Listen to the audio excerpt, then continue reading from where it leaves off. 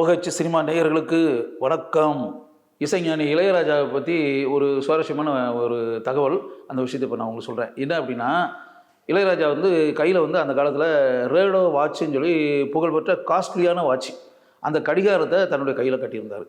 அப்படி இருக்கும்போது பிரசாத் 70mm அப்படின்னு சொல்லிட்டு ஸ்டுடியோ இருக்கு இல்லையா, அங்கே வந்து ரெக்கார்டிங் தேட்டர். இளையராஜாவுடைய பாடல்கள் வந்து ஆரம்பத்தில் பிரசாத் 70mmல தான் நிறைய பாடல்கள் வந்து அந்த காலத்தில் 25 வருஷத்துக்கு முன்னாடி நிறையா ரெக்கார்ட் ஆகி அப்படின்ற மாதிரி இதெல்லாம் இருக்குது. மிகப்பெரிய வெற்றி படங்களுக்கெல்லாம் இளையராஜா வந்து இசையமைச்சது அந்த ஒளிப்பதிவு கூடத்தில் தான். அப்படி வச்சுங்களேன், அங்கே எஸ்பி ராமநாதன் அப்படின்னு சொல்லிட்டு அவர் தான் சவுண்டு என்ஜினியர். எனக்கு கூட நல்ல பழக்கமானவர். எஸ்பி ராமநாதன் வந்து பல நேரங்களில் அங்கேயே போய் அவர்கிட்ட வந்து மணிக்கணக்கில் உட்காந்து பேசியிருக்கேன் அப்படின்னு வச்சுங்களேன்.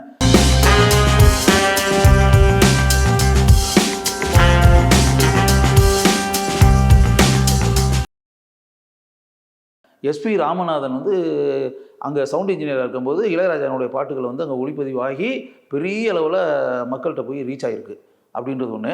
ஒரு தடவை அப்படி ரெக்கார்டிங் நடந்துகிட்டே இருக்கும்போது எஸ்பி ராமநாதனுடைய கையை வந்து இளையராஜா பார்க்குறாரு. எஸ்பி ராமநாதன் ஒரு வயசான பெரியவர். என்ன சொல்ல போனால் அவர் ஃபுல் நேம் அப்படி பார்த்தா எஸ்பி ராமநாதன் செட்டியார் அப்படின்னு. அந்த படத்தில் எஸ்பி தனியாக பேசும்போது எஸ்பி ராமநாதன் செட்டியார்னு சொல்லுவாங்க. சினிமாவில் வந்து செட்டியார்ன்ற பேர் வேண்டான்றாங்க, எஸ்பி ராமநாதன் அப்படின்னு போடுவாங்க. ஒரு வயசான பெரியவர். அவர்கிட்ட வந்து இந்த பாட்டு ஒளிப்பதிவு அப்படி நடக்கும்போது அவருடைய கையை பார்த்து இளையராஜா உட்காந்து அவர் கையில் வாட்ச் கழிச்சு எதுவுமே இல்லாமல் இருக்கும் அப்படின்னு சொல்லிட்டு இளையராஜா உடனே தன் கையில் இருந்த அந்த காஸ்ட்லியான ரேடோ வச்சுருக்கல அதை கலட்டி எஸ்வி ராமநாதனுடைய கையில் மாட்டி விட்டார். எஸ்வி ராமநாதன் வந்து எதுக்கு இதெல்லாம் அப்படி இப்படின்னு தயங்கினார். இல்லை நீங்கள் கட்டிக்கங்க, வந்து வாட்ச் இருக்கிறது நல்லது தானே அப்படி. ஏன்னா இப்போ அது செல்ஃபோன் எல்லாத்துலேயுமே டைம் இருக்குது, வாட்சே தேவையில்லை. அந்த காலத்தில் அது இல்லை. நம்ம டைம் பார்க்குறதுனா கடிகாரத்தை தான் பார்த்தாகணும். அப்படி ஒரு போய் கட்டிக்கிங்க, இருக்கட்டும், அவங்களுக்கு யூஸ்ஃபுல்லாக இருக்குன்ற மாதிரி சொல்லிட்டு அவர் இது பண்ணிட்டார். அது பிறகு இளையராஜா இந்த நிமிஷம் வரை கையில் வாட்ச் கட்டுறதே இல்லை. ஏன்னா அந்த எப்போ அந்த ரேடோ வாட்சை கழட்டி எஸ்வி ராமநாதனுடைய கையில் அவர் மாட்டி விட்டாரோ அது பிறகு ராஜா வந்து கை கடிகாரம் கட்டுற மாதிரியே விட்டுட்டார். எதுக்காக அந்த விஷயத்த சொல்கிறேன்னா, இது இளையராஜாவே அவரே தான் எழுதியிருக்காரு. வேறு யாராவது சொல்லியிருந்தா கூட பரவாயில்ல, அவரே எழுதியிருக்காரு. எழுதிட்டு இதை ஏதாவது புக் எழுதுனா ப்ரீஃபேஸுங்கோம்ல, தொடக்கம் ஆரம்பம், அதுக்கு பிறகு கண்டினியூ பண்ணுவோம்ல அந்த பேட்டர்னில். இது எதுக்காக இந்த ரேடோ வாட்சை கழட்டி மாட்டின மேட்ரை இளையராஜா சொல்கிறாருன்னா, அதுக்கு பிறகு வேற ஒரு விஷயத்த சொல்கிறாரு. அதுக்கு வந்து தொகையரான்றாங்களே பாட்டு எழுதும் போது, தொகையரா மாதிரி இந்த விஷயத்த சொல்கிறாரு. அதுக்கு பிறகு என்ன நடந்துச்சுன்னா, இந்த வாட்சை கழட்டி எஸ்பி ராமநாதனுடைய கையில் ஒரு மாட்டி விட்ட மேட்டரெல்லாம் நடந்த பிறகு என்னென்னா, பாக்யராஜனுடைய முந்தானை முடிச்சிருக்குல்ல, அந்த படத்துக்கு இளையராஜா மியூசிக் பண்ணார். ஏவிஎம் ப்ரொடக்ஷன்ஸ் வந்து அந்த படத்தை தயாரித்தாங்க. அதில் தான் ஊர்வசி கதாநாயகியாக அறிமுகம். Bhagyaraj hero cum director. படம் வந்து மிகப்பெரிய வெற்றி படம். மிகப்பெரிய வெற்றி படமாக அமைஞ்ச பிறகு அந்த படத்தினுடைய 100வது நாள் விழா நடந்து அப்படின்னு வரும்போது, அப்போ வந்து தமிழகத்தினுடைய முதல்வராக இருந்த எம்ஜிஆர் அவருடைய தலைமையில் அந்த 100 days ஃபங்க்ஷன் நடக்குது அப்படின்ற மாதிரி வச்சுக்கலாம். பாக்யராஜ் என்ன பண்ணியிருக்காரு, எம்ஜிஆர் வந்து அந்த படத்தில் ஒர்க் பண்ண ஆர்டிஸ்ட்டு டெக்னீஷியன்ஸ் எல்லாருக்குமே வந்து ஷீல்டு கொடுத்து அப்படின்ற மாதிரி ஏற்பாடு பண்ணி எல்லாருக்கும் ஷீல்டு கொடுக்குற மாதிரி அப்படின்ற மாதிரி அவர் பண்ணி, இந்த ஷீல்டு மட்டும் இல்லை, ஷீல்டு கொடுத்துட்டு அதோடு சேர்ந்து எல்லாருக்கும் வந்து ஒரு இதை மோதிரம் எல்லாருக்கும் விரலில் வந்து எம்ஜிஆரே கையால் வந்து மோதிரத்தை எல்லாருக்கும் மாட்டி விடுற மாதிரி அந்த மாதிரி ஒரு ஏற்பாடை பாக்யராஜ் பண்ணியிருக்காரு அப்படி வைங்களேன். இப்போ இந்த 100 days ஃபங்க்ஷன் நடக்குது. இளையராஜா அந்த படத்துக்கு மியூசிக் டைரக்டர் அப்படின்றதுனால இளையராஜாவும் அங்கே போயிட்டார். அப்போ ஒவ்வொருத்தருக்கும் அந்த ஷீல்டை கொடுத்து அப்படின்னு இருக்குல்ல, அப்படி வரும்போது இளையராஜா பேரை சொல்லும்போது இளையராஜா போய் அந்த ஷீல்டை வாங்கிட்டார். எம்ஜிஆர் கொடுத்தாரு. ஷீல்டு கொடுத்த பிறகு அந்த மோதிரத்தை கொடுத்தாங்க. மோதிரத்தை வந்து எம்ஜிஆர் வந்து இளையராஜா கையில் விரலில் மாட்டின் போது இளையராஜா வந்து அண்ணே வேண்டாண்ணே அப்படின்னு. எதுக்கு என்ன இல்லைண்ணே, நான் இதெல்லாம் மோதிரம்லாம் போடுறது இல்லைண்ணே அப்படின்னு.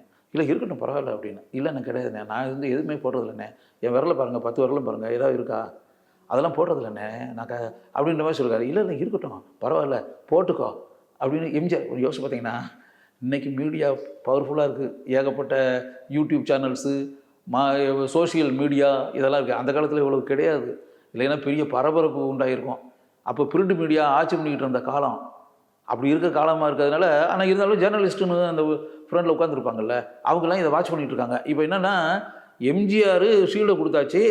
இப்போ இளையராஜாவுக்கும் எம்ஜிஆருக்கு இடையில் ஆர்கியூமெண்ட் நடந்துகிட்டு இருக்குது. அவர் வந்து வற்புறுத்தி விரலை கொஞ்சம் போட்டு மாட்டுறதுக்கு அவர் முயற்சி பண்ணுறாரு. இளையராஜா வேண்டாம் மாட்டேன், எனக்கு வேண்டான்னேன்றாரு. அவர் வற்புறுத்துறாரு, இல்லை போட்டுக்கோன்னு. இந்த கான்வர்சேஷன் நடக்குது இல்லை, கான்வர்சேஷன் அப்படியே நடந்துகிட்டு இருக்கு. டோட்டல் அந்த ஆடிட்டோரியம், அந்த இதில் அந்த கூட்டம், அந்த இது நடக்கக்கூடிய 100வது நாள் ஃபங்க்ஷன் நடக்கக்கூடிய இடத்துல எப்படிப்பட்ட ஒரு பரபரப்பான சுச்சுவேஷன் இருக்கும் அப்படின்றத நீங்களே யோசிச்சுக்குங்க. சிஎம் வந்து போடணுன்றாரு, இளையராஜா வேண்டான்றாரு, மாட்டேன்றாரு, என் விரல் அதை போடாதீங்கன்றாரு. எம்ஜிஆருக்கு கௌரவ பிரச்சனைன்னு இல்லை.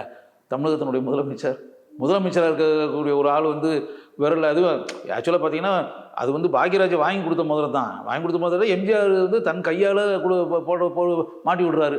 அது மிகப்பெரிய மேட்டர் உண்மையாகவே.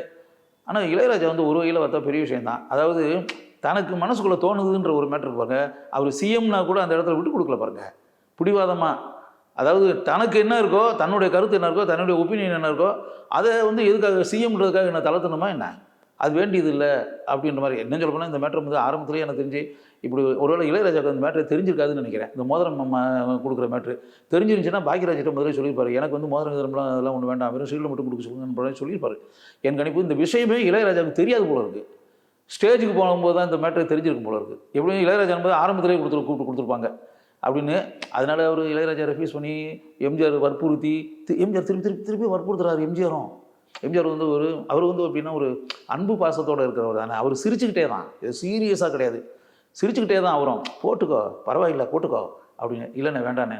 அப்போ இல்லை, பொதுவாக நான் கூட நகையெல்லாம் போடுறது கிடையாது அப்படின்னு சொல்லி எம்ஜிஆர் சொல்கிறான். அப்போ இளையராஜா என்ன எடுக்கிறாருன்னா, நான் கூட நகையெல்லாம் போடுறதில்ல, இப்போ நீ நகையெல்லாம் போடுறதில்லைன்னு சொல்லிட்டு 10 வரல காமிக்கிறேன், நானும் நகையெல்லாம் எதுவுமே போடுறது கிடையாதுன்னு சொன்னான். அதோட இளையராஜா விட்டுருந்தா பரவாயில்ல. இளையராஜா புக்கில் எழுதுறாரு, நான் நகை போடுறதில்லைன்னு சொல்லிட்டு எம்ஜிஆர் சொன்னார். ஆனால் அவர் கையை பார்த்தேன், ஒரு தடிமனான வாட்சை கட்டியிருந்தார் அப்படின்னு. இளையராஜாட்ட அது கூட இல்லைல்ல.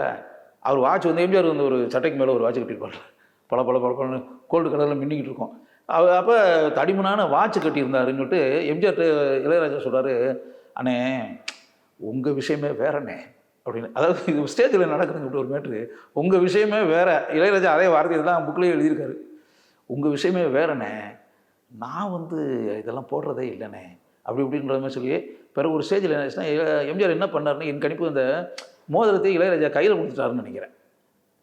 அப்போ கொடுத்துட்டார் போல இருக்கு. இளையராஜா என்ன பண்ணியிருக்காரு, அதை வாங்கிட்டு வந்து பின்வரிசையில் பாக்யராஜ் உட்காந்துருக்காருன்னு வச்சுங்களேன். உட்காந்துட்டோ நின்றுக்கிட்டோ இருந்திருப்பார் பாக்யராஜ். அங்கேயே பாக்யராஜ் கையிலேயே இந்த மோதிரத்தை கொடுத்துட்டு கீழே இறங்கி வந்துட்டார் இளையராஜா ஸ்டேஜ்லேயே. யோசிச்சு பார்த்தீங்கன்னா இப்படி ஒரு சம்பவம் நடந்திருக்குது. இளையராஜா எழுதியிருக்காரு அவரே. நான் இதை படிக்கும், அதான் அது எழுதிட்டு பின்னாடி சொல்லியிருக்காரு, நான் இறங்கி வந்துட்டேன், ஆனால் உண்மையாகவே இப்படிப்பட்ட ஒரு சம்பவம் நடந்தது அப்படின்னா எம்ஜிஆருடைய லெவல் இருக்குல்ல. அவர் வந்து சினிமாவில் வந்து புகழ்பெற்ற நடிகராக சூப்பர் ஸ்டாராக இருந்தவர், கொடிகட்டி பறந்தவர், தமிழ் பட உலகினுடைய மன்னனாக இருந்தவர், அதுபோல் அரசியல் உலகத்திலையும் அவர் அரசராக இருந்தவர். அவர் நினச்சிருந்தா எனக்கு எவ்வளோ கெடுதல்கள் பண்ணியிருக்கலாம், எனக்கு எவ்வளவோ பழிவாங்கணும்னு நினச்சிருந்தா எவ்வளோ காரியங்கள்லாம் செஞ்சுருக்கலாம். ஆனால் அப்படிப்பட்ட காரியம்லாம் அவர் எதுவுமே செய்யவே கிடையாது. ஆக்சுவலாக அதுதான் எம்ஜிஆருடைய பெருந்தன்மை, மிகப்பெரிய உயர்ந்த குணம்ன்ற ஒரு மேட்டர். அது பிறகு நான் பல நிகழ்ச்சிகளில் எம்ஜிஆரை பார்த்துருக்கேன், பேசியிருக்கேன், நாங்கள் 2 பேருமே பேசியிருக்கோம். என்கிட்ட அதே அன்பு பாசத்தோடு என்கிட்ட எப்போவுமே பழகிருக்காரு, பேசியிருக்காரு. அந்த மேட்டரை அவர் மனசுக்குள்ளே வச்சுக்கிட்டதே கிடையாது. என்கிட்ட ஒரு நாள் கூட அதை பற்றி பேசினதும் கிடையாது, என்கிட்ட காமிச்சிக்கிட்டதும் கிடையாது. என்னை பார்த்த உடனே முகத்தை கடுமையாக வச்சுக்கிட்டு முறைச்சி பார்த்துக்கிட்டு அப்படிலாம் நடந்ததே கிடையாது. சிரித்த முகத்தோடு தான் என்கிட்ட பழகிருக்காரு, பேசியிருக்காரு. அதுக்கு பிறகு கூட அதே அன்பு பாசத்தோடு.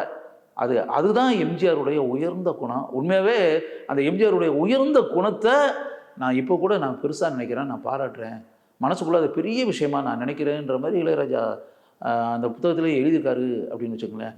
அதனால் வந்து எத்தனையோ வருடங்களுக்கு முன்னால் நடைபெற்ற அந்த வாட்சை கழட்டி எஸ்பி ராமநாதன் போது அவர் ஆக்சுவலாக பார்த்தா தேசிய விருது வாங்கினவர் சவுண்ட் இன்ஜினியருக்காக, பெஸ்ட்டு சவுண்டு இன்ஜினியர் அப்படின்ற முறையில் நேஷ்னல் அவார்டு வாங்கின மத்திய அரசாங்கத்தினுடைய விருது வாங்கின சவுண்டு இன்ஜினியர் அவருடைய விரலில் வந்து அந்த அவருடைய கையில் அந்த வாட்சை கழட்டி மாட்டி விட்டதையும், அது பிறகு எம்ஜிஆர் வந்து முந்தானை முடிச்சு படம் 100வது நாள் விழாவின் போது அந்த மோதிரத்தை தன்னுடைய விரலில் அணிகிறதுக்கு மறுத்த அந்த சம்பவம் இருக்குல்ல, சுவாரஸ்யமான சம்பவம் தானே ஒரு வகையில் பார்க்க போனேன். அதில் வந்து அவர் மறுத்ததுன்ற இடத்துல இளையராஜா வந்து தன்னுடைய கொள்கை, தன்னுடைய எண்ணம், தன்னுடைய கருத்து அதை வந்து விட்டு கொடுக்காம பிடிவாதமாக இருந்திருக்காருன்னு ஒன்று. அதை தாண்டி எம்ஜிஆருடைய உயர்ந்த குணம் அப்படின்ற அந்த விஷயம் இருக்கு பாருங்க, அதையும் வலியுறுத்தி இளையராஜா எழுதியிருக்காரு இல்லையா, அதையும் நீங்கள் தெரிஞ்சுக்கணும் அப்படின்றதுக்காக இந்த விஷயங்களை நான் இங்கு உங்களிடம் பகிர்ந்து கொள்கிறேன். இந்த வீடியோ உங்களுக்கு பிடிச்சிருந்தா லைக் பண்ணுங்க, ஷேர் பண்ணுங்க, கமெண்ட் பண்ணுங்க. மறக்காம OH சினிமா சேனலுக்கு சப்ஸ்கிரைப் பண்ணுங்க.